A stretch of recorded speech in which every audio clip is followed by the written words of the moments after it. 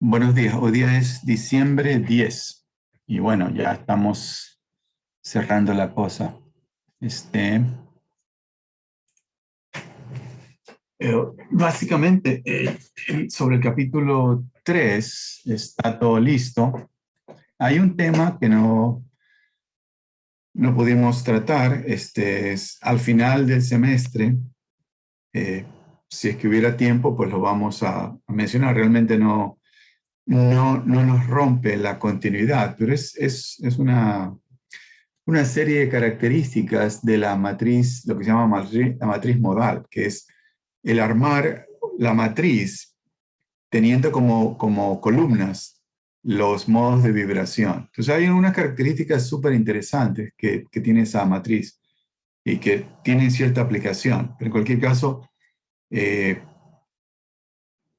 simplemente en este semestre, si es que hay tiempo, lo mencionamos y más que deducirla, mostramos las características de esa matriz al final del semestre, si hubiera tiempo. Si no, pues simplemente, sin pérdida de continuidad, pues ustedes lo pueden estudiar en otro momento.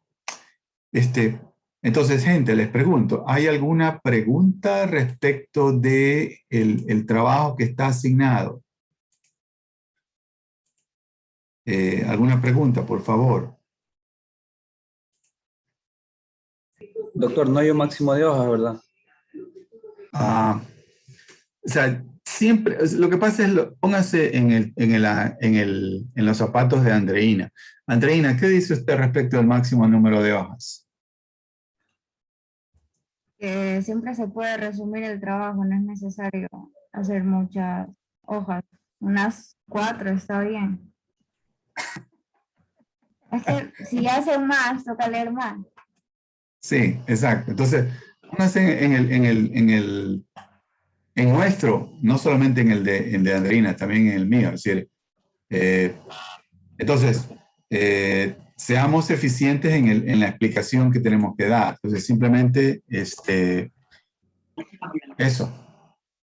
No sé si respondí o respondió a la... Yo me refiero porque el hecho en el grupal, hay bastantes gráficas, entonces, por eso. Este, y yo insisto, es decir, eh, nadie tiene tanto tiempo como para dedicar a leer 10, 15 páginas. Entonces, yo sugiero, seamos eficientes y ya.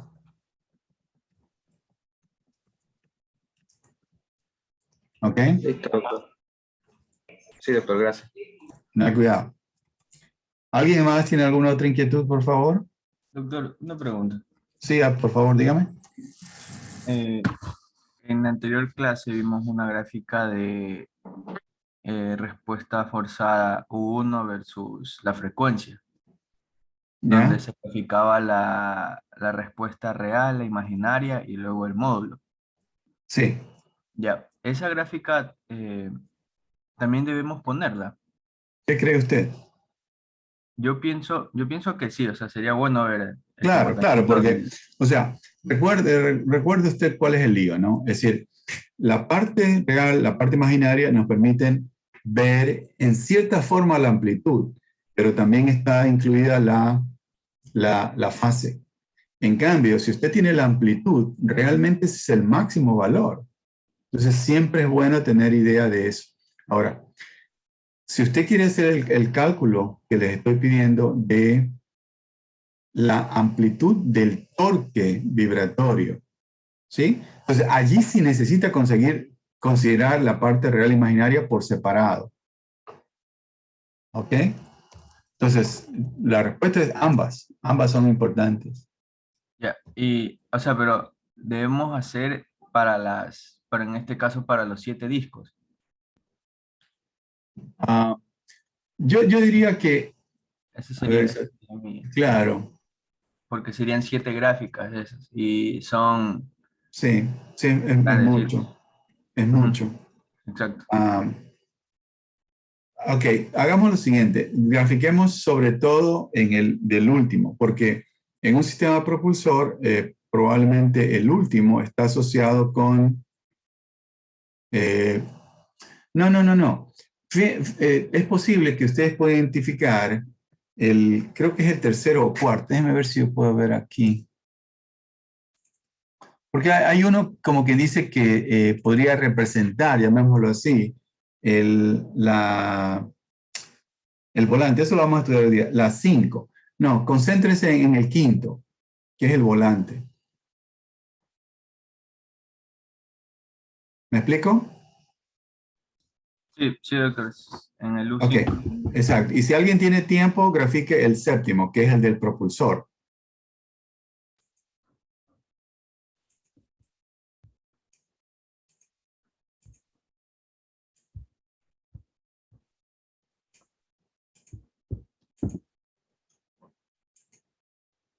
Doctor, y para calcular el torque, eh, ¿Ya? eso de ahí lo podemos hacer con la fórmula que yo también en la anterior clase, de KI por La U diferencia, claro. y más uno, ajá, la diferencia de amplitudes por EIWT, ¿no? No es necesario calcular el esfuerzo cortante. No, porque ¿cómo haría para calcular el esfuerzo cortante? Claro, no tengo el diámetro, Exactamente, no exactamente, tengo, ajá, exacto, eso estaba también con mi grupo pensando en eso. Entonces, exacto. sí, estamos O bien. sea, eventualmente se podría hacer el cálculo completo, pero no tengo así, o sea, todavía es posible que eso se los pida para este capítulo que vamos a empezar hoy día. Entonces, el capítulo que vamos hoy día es específicamente vibración torsional. O sea, aquí sí, muy probablemente yo les vaya a dar el diámetro y ustedes tengan que calcular el esfuerzo cortante, ¿no? Ah, eso. Pero en el ejemplo de ustedes no, porque como usted dice, no tienen toda la información.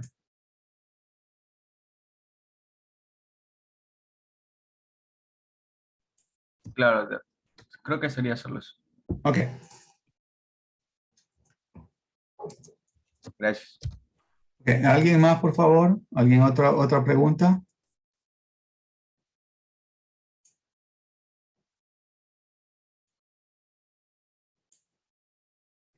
¿No hay Doctor, pregunta? Sí, por favor. buenos Sí. días. Por favor, por favor, yo no reconozco lo.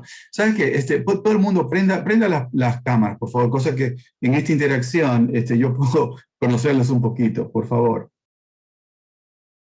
Ok, siga, le escucho.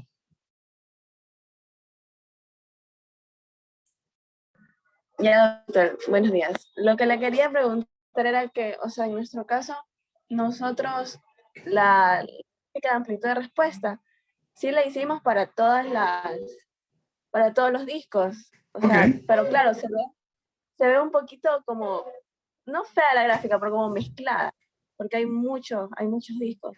Entonces, en ese caso, nosotros podremos poner esa, o ya de una vez ponemos las 5 y la... Yo preferiría, o sea, lo que pasa, yo entiendo, es decir, si usted pone las 7 gráficas, lo que yo le pediría es, mire a ver si es que las siete gráficas en una sola figura me permite analizar, porque a la larga lo interesante es eso, si lo interesante no es el gráfico, lo interesante es qué dice ese gráfico a usted. Entonces, usted se puede dar cuenta en cada gráfica, ¿no? Por ejemplo, ¿dónde están los cambios de signo? Sí, sí. Hay una cosa interesantísima. Hemos insistido en clase muchas veces de que la resonancia con los primeros modos de vibración es grave. En cambio, conforme pasa el orden, incrementa el orden, la peligrosidad de la resonancia es cada vez menor. Entonces, usted se puede dar cuenta, ¿no? Si yo tuviera una resonancia, por ejemplo, con el primer modo de vibración, a través del cambio de signo en el perfil del modo, usted puede decir, ajá, si esto representara un sistema propulsor, entonces, más o menos puede identificar el motor, el volante, el eje, la hélice. Si yo tuviera una resonancia con el primer modo de vibración, por ejemplo, usted puede empezar a recibir la información, ajá, pues probablemente el eje que está aquí acá se rompería. Cosa por el estilo, es decir, porque a la larga estoy tratando de conseguir datos reales de un problema de vibración torsional. Y entonces empieza a relacionarlo, ¿no? De lo que significa ese gráfico con lo que usted va a ver en la vida profesional. Entonces, pero si tiene 7 figuras en un solo gráfico, va a ser difícil que pueda observar estas cosas. Entonces, mire a ver. Y claro, lo que acaba de decir la señorita Andreina, 4 páginas dijo, ¿no, Andreina? 5 máximo. 4 está bien. Bueno, 5 es mi número favorito, está bien, 5. Yo jugaba con el 5 en el colegio. Ok, 5, no más. Entonces, si en 5 páginas usted puede poner más de una figura para separar las amplitudes de los diferentes discos, hágalo, porque definitivamente 7 figuras en una sola, 7 gráficos, digamos 7 curvas en una sola figura, ahí suena como que está muy empaquetado, es decir, no se va a ver mucha diferencia. Eso. Doctor, las 5 páginas están dentro con los anexos y todo. Andreina, Sí. la respuesta fue, ¿no escuché? Sí. ¿Escuchó Wacom? Sí, doctor, gracias. Listo. Doctor, ¿Sí? o sea, es que las tablas son grandes, entonces no va a entrar ni en la mitad de una carilla va a entrar una tabla. Y las gráficas también, para que se puedan ver bien. Tienen que ser más o menos un tamaño. Bueno, es que yo lo digo porque a veces también en la rúbrica sabe poner como la estética, y porque la gráfica está muy pequeña, se puede perder puntos. Entonces, Enero Arias. Algún día usted va a publicar algo de su trabajo. ¿Sí? Y usted me va a decir, oye, dice, yo soy importante, yo necesito 20 hojas para Marine Technology. Y los de SNAP le van a decir, 8. Pero yo soy importante, yo soy alumno del doctor Marín. 8. Pero lo que he hecho es 8. Entonces, usted dice, diablos, ¿cómo estos gringos 8? Porque esas 8 páginas, bueno, esas 5 páginas ahora, Andreina tiene que evaluarlas. Dentro de 2, 3 años, cuando sea un artículo técnico, alguien tiene que evaluar su trabajo. Y normalmente esos trabajos son ad honorem. Entonces la gente, usted no le puede dar 20 páginas para que le revisen. Entonces, desde ahora hay que prepararse. Cuando usted presente un proyecto, una propuesta, usted dice, no, pues aquí tengo una propuesta de 100 páginas. Y el gerente le va a decir, está bien, déjelo allí. No, tranquilo, sí lo reviso, sabrá Dios cuándo. Entonces se le da un resumen ejecutivo efectivo. 5 páginas. 5 páginas, sí. Le da una ojeada, le llama el interés, entonces lo vuelve a leer con más detalle y ya está. O sea, ese es el mundo que les toca vivir a ustedes. Tienen que ser súper eficientes. Entonces es cuestión de pensar. Es decir, ustedes fíjense cuando entregan un reporte. Fíjense, por favor. Miren a ver la cantidad de espacios que presentan y que no sirven. En una figura, por ejemplo, ustedes ponen la definición, no sé cómo se llama el nombre de cada figura, eso, en Excel. Entonces tiene la figura y a la derecha tiene eso de allí. Entonces eso significa que el límite de la figura se lo mueve más a la izquierda, pero la figura sale chiquitita. Entonces en lugar de eso, usted incrementa el tamaño de la figura y simplemente la leyenda que sea parte del gráfico. ¿Le está molestando? Muévala para acá, etcétera. Pero créalo, es decir, hay que dedicar tiempo porque Andreina está ocupada, quiere graduarse. ¿Ya los invitó a la fiesta? A mí ya me invitó. Salado, ustedes no lo invitaron, pero él quiere graduarse en enero. Entonces, nadie tiene tiempo de estar leyendo 10, 15 páginas. Hay que ser eficientes. ya, listo, doctor. Ok. Entendible. Sí, o sea, hay que hacer esfuerzo, Y seguro que ustedes lo van a lograr, seguro. Pero es cuestión de dedicarle tiempo a pensar. Ok. ¿Alguien más, por favor? ¿Alguna inquietud? No. Bien. Entonces, vamos a... ¿Alguien más? ¿Alguien iba a decir algo? ¿Alguien prendió el micrófono? No. Ok. Entonces, vamos a avanzar con vibración torsional. Entonces, más o menos estamos apuntando en la dirección, o hemos mencionado muchas veces de que esto que estamos hablando tiene que ver con, o una de las grandes aplicaciones de esto de Holzer, tiene que ver con vibración torsional. Entonces, vamos para allá. Entonces, el sistema propulsor del barco, típico, ¿no? Tenemos motor, reductor, eje, hélice. Lo vamos a convertir, lo vamos a modelar como un sistema que tiene discos, ¿sí? Y en el extremo una gran inercia, un disco con gran inercia que es la hélice. Entonces usted dice, oye, ¿y para qué eso? Bueno, pues lo que pasa, ya vamos a empezar explicándolo al inicio, es de que el torque que entrega cada cilindro no es constante, es muy variable. Yo creo que ya también lo hemos mencionado varias veces acá. Entonces, hay la posibilidad de que, de acuerdo con las características del sistema, entonces la variación del torque en los cilindros cause resonancia. Y podría ser la explicación de un problema que se rompe qué sé yo, el cigüeñal o lo que sea, etcétera. Entonces, ¿cómo empezamos? Entonces, empezamos calculando las frecuencias naturales de vibración. Y para eso necesitamos modelar el sistema, como lo acabamos de mencionar. Entonces, vamos a hacer ese ejercicio. No vamos a tener tiempo en este semestre de trabajar con vibración forzada. Entonces, vamos a insistir en la parte de oscilación libre.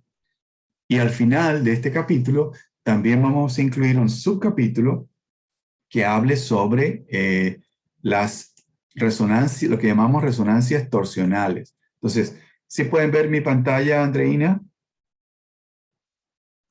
Sí, doctor. Ok, entonces, fíjense aquí, ¿no? Tenemos modelización, sistemas engranados, porque hay que hacer una pequeña adaptación, porque en general, o sea, sí hay barcos que tienen el motor conectado directamente a la hélice propulsora, pero en el caso nuestro, normalmente empleamos motores de mediana o alta velocidad. Entonces, un motor que gira a 1800 RPM, conéctelo directamente a la hélice, es una locura. Es una locura. Entonces, ¿qué tenemos que hacer? Pues poner un reductor. Entonces, cuando ponemos reductor, el sistema es en línea, pero no tan en línea para aplicarle Holzer. Entonces, lo que hacemos es un pequeño análisis, ahí una adaptación para seguir aplicando el método de Holzer. Entonces, eso es lo que llamamos Gated Systems. Y finalmente, en el último tema de este capítulo, hablamos de resonancias torsionales. Entonces, fíjense bien, no les prometo llegar a la respuesta forzada, sino que vamos a llegar a que, sabiendo las frecuencias naturales del sistema y sabiendo o entendiendo un poquito de el desglose de los armónicos que entrega el torque de cada cilindro, podemos chequear los dos para determinar resonancias. Y de esas resonancias hay algunas que son más importantes que otras, ya vamos a ver por qué, ¿no? Entonces, queremos ver, hasta ahí vamos a terminar, identificando de esas posibles resonancias, cuáles son las que potencialmente me pueden causar gran problema. ¿Ok? Entonces, hasta ahí vamos a llegar. Entonces, eso es el esquema de lo que vamos a hacer en este capítulo. Entonces, tal como dice aquí, en esta primera parte, vamos a primero, a modo de introducción, responder a la pregunta, ¿por qué necesitamos este capítulo? Y luego, en la segunda parte de esta sesión, vamos a empezar a modelar, ¿no? El sistema propulsor lo vamos a convertir en un sistema con discos, y entre cada pareja de discos vamos a poner un rabito de chancho, que es un resorte torsional. Entonces vamos a hacer eso. Entonces, ¿por qué necesitamos esto? Entonces, vamos a responder a esa pregunta. Entonces, el torque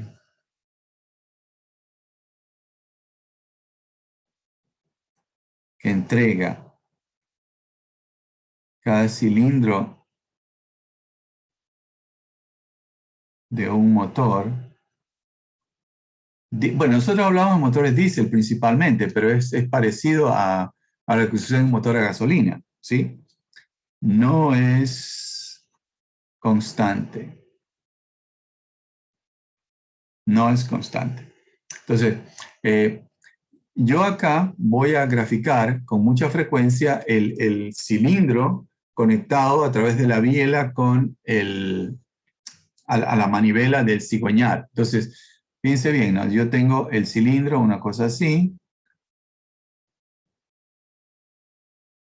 Aquí estará el bulón. Me conecto con la biela. Es difícil sin AutoCAD, ¿no es cierto? Allí está. Entonces, cilindro, una bielísima. Ya está. Entonces, aquí, este es el bulón de bancada, muñón de bancada, perdón, me conecto con el cigüeñal. Entonces, el cigüeñal tiene una forma así. Allí. Y acá viene, esto es, en forma simple la estoy graficando como si fuera un paralelepípedo. No lo es, tiene las esquinas, normalmente las suavizan para ahorrar peso. Y aquí viene el muñón de bancada. Aquí se me borró, ustedes grafíquenlo bien bonito ahí. Entonces, fíjense bien, toda esta locura de aquí, nosotros lo graficamos simplemente, es como si yo lo viera de frente, ¿no? Entonces yo lo voy a graficar, ustedes van a ver que yo lo voy a graficar así, simplemente el pistón, me conecto a través de una línea, que sería la biela, y aquí abajo tengo este punto de aquí, allí, y aquí tengo la manivela del cigüeñal. Entonces el cigüeñal gira respecto a este punto. Entonces eso lo voy a representar desde ahora en adelante. Representa esta cosa de aquí tridimensional. Estaba pensando para esta clase incluirles un diagrama real de un motor, pero en cambio decía, si le pongo el diagrama del motor, ustedes no tienen la misma figura y se va a desmontar más tiempo. En cualquier caso, espero que después de Maquinaria 1 tengan la idea clara de lo que intenté con muchísima buena gana dibujar aquí. ¿Ok? Ahora, ¿qué es lo que pasa dentro de la parte superior? Aquí arriba, recuerden ustedes, aquí arriba tenemos los gases, ¿no? Aire, luego la inyección, tenemos gases, producto de la combustión, incrementa muchísimo la presión. Una vez que termina la combustión, pues habrá CO2 y cosas por el estilo que tienen que descargar. En cualquier caso, estos gases de aquí ejercen una presión sobre el pistón. Y a la larga, esa presión acá significa torque. Entonces, recordemos, ¿no? El famoso diagrama presión-volumen. Entonces, en forma simplificada, la parte de acá, este sería el punto muerto inferior o superior, aquí. Este es el punto muerto inferior o superior, gente. Señor Valles, ¿este de aquí es el punto muerto superior o inferior? Debería ser inferior. No debería, es. Entonces, cuando está bien abajo, usted se da cuenta de que el volumen es bien alto. En cambio, realmente el motor diésel sube hasta bien arriba. Bien arriba. Cosa que, recuerden ustedes, la razón de compresión es altísima, ¿no? Valor clásico de 15, 18. Entonces, yo lo voy a poner más acá, pero realmente el de aquí está bien pegado acá. Entonces, este es el punto muerto superior. Entonces, el volumen aquí es bien chiquito. Entonces sería el volumen cuando el pistón llega casi a tocar el... ¿Cómo se llama la parte que está encima del pistón? La parte que va encima del pistón. Señor Hidrobo, ingeniero Hidrobo, ¿cómo se llama esa parte que está aquí encima? ¿No? Es el cabezote, ¿no? Bueno, entonces vamos a describir el ciclo. Entonces, empezamos aquí abajo, poco menos que con la presión atmosférica, ¿no? Entonces, isotrópicamente comprimimos. Dice bien, esto significa la presión, ay Dios mío, que ya no quiere trabajar, es viernes. La presión está actuando hacia abajo sobre el pistón, sobre la cabeza del pistón. Luego tenemos una combustión. Podemos representarla de forma mixta, es decir, al inicio crece muy rápido cuando recién se inicia la combustión del diésel, una vez que tenemos la inyección. Y luego, conforme baja el pistón, como al bajar se reduce la presión, se piensa que se compensa, ¿no? con la combustión extra del diésel. Entonces, se representa como si fuera presión constante. Una vez que tenemos eso, tenemos la expansión propiamente dicha, hasta allí. Y luego, ¿qué sigue? Pues simplemente que se abren las válvulas de escape y finalmente admitimos. Entonces, fíjense bien, tenemos 4 procesos, más o menos por aquí, esperamos que esté la presión atmosférica. Tenemos 4 procesos. Y solamente bueno, vamos al proceso de compresión. Fíjense bien, la presión es muy alta, porque estoy tratando de ascender con las válvulas cerradas. Entonces el aire se está comprimiendo. Y conforme yo tengo una presión muy alta, el cilindro quiere caminar hacia abajo. Entonces, fíjense bien, aquí el torque es totalmente negativo. Luego tengo una expansión. Entonces, la presión también es muy alta, pero aquí sí, perdón, es muy alta. Sí, perdón, aquí está mal, aquí es.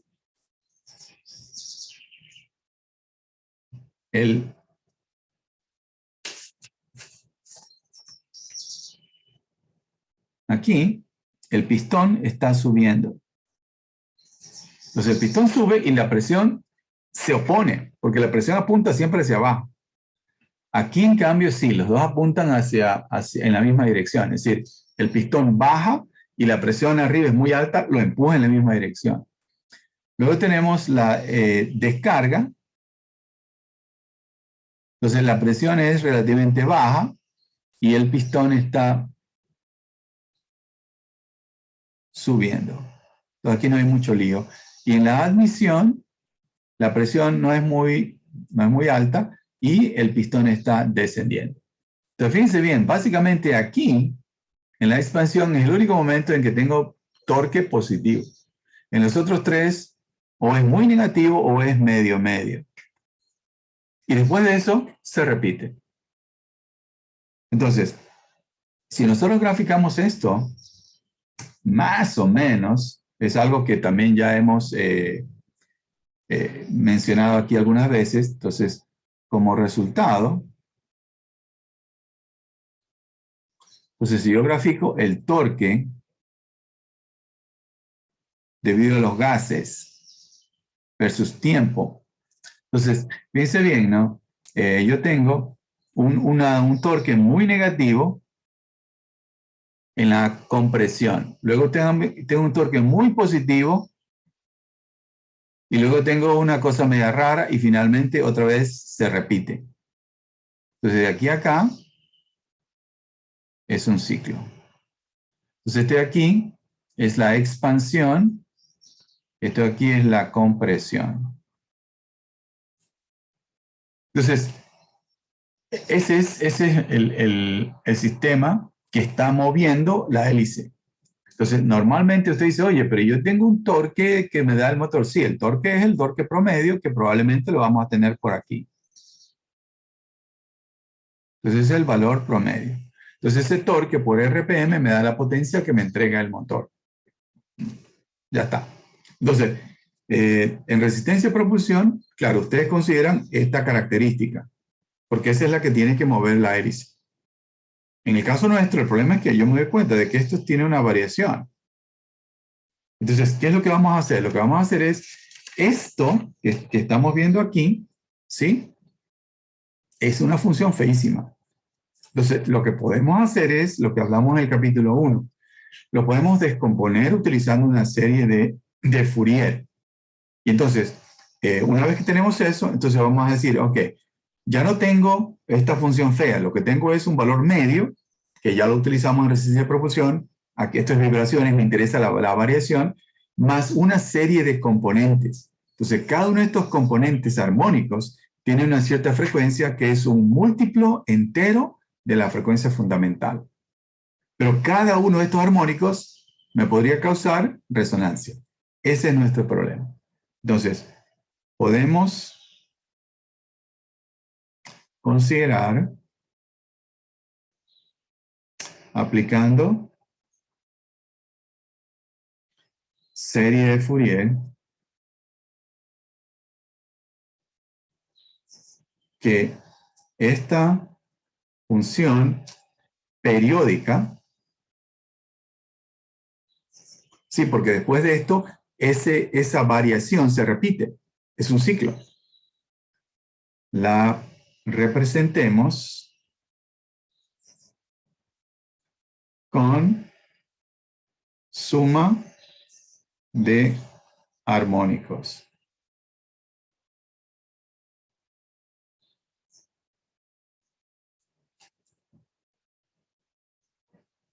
Gracias por borrarme porque creo que este armónico en español no tiene H. ¿Ok?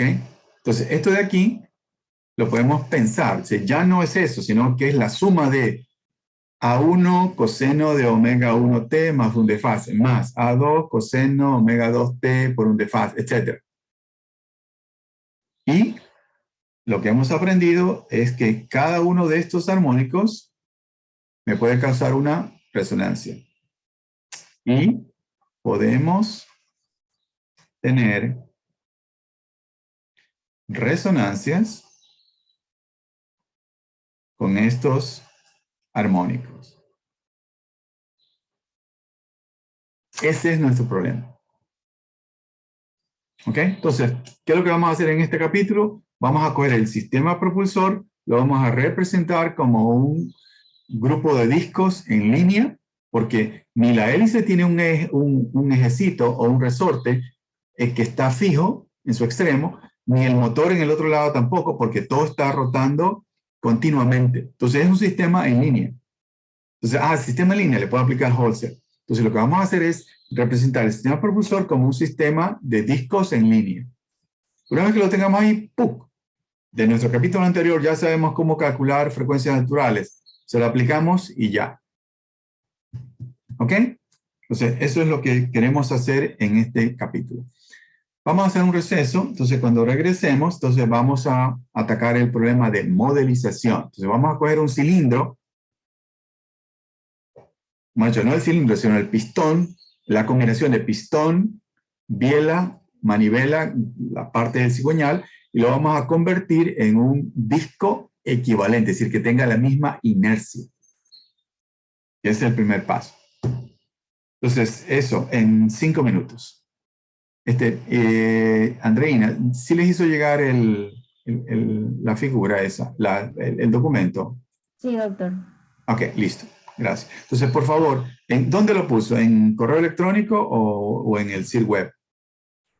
En aula virtual. ¿En el aula virtual lo puso? Ah, caramba. ¿Y cómo lo hizo? Eso es en el CIR web que usted hizo. Es que ya no hay CIR web. Ya, está bien. Entonces, por favor, gente, en el aula virtual, Andreina acaba de poner un documento que tiene 2 páginas. Son algunas figuras que vamos a utilizar un poco después. Entonces, descárguenselo y ténganlo listo para la explicación.